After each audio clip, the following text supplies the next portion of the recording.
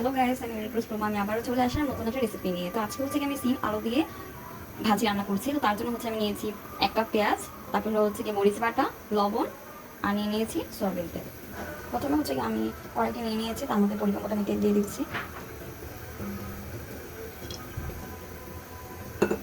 তার মধ্যে হচ্ছে কি আমি 1 কাপ পেঁয়াজ দিয়ে দিচ্ছি।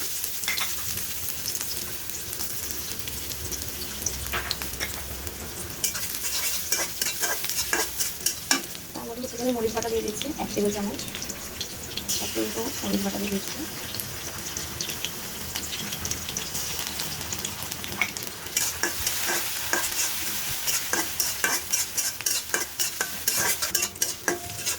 তার মধ্যে হচ্ছে আমি সিম আর আলুটা দিয়ে দিচ্ছি। আমি সিম আর আলু ভালো করে কেটে তারপরে ভালো করে ধুয়ে নিয়েছিলাম।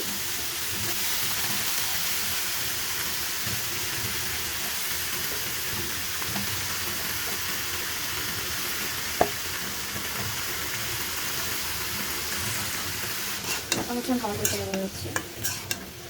আর সিম ভাজিতে আমি কোনো প্রকারের হলুদ ইউজ করবো না।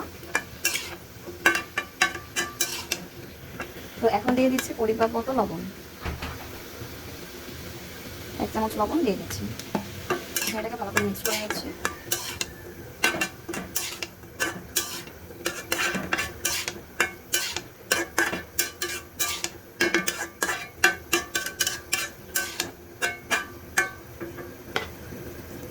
এখন হচ্ছে আমি ভাজি ঢাকা দিয়ে রেখে দিচ্ছি।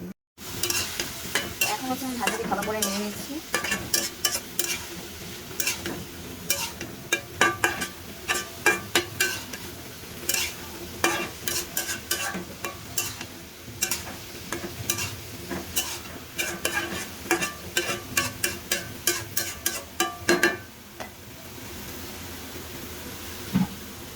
এখন হচ্ছে আমি ঢাকা দিয়ে রেখে দিচ্ছি।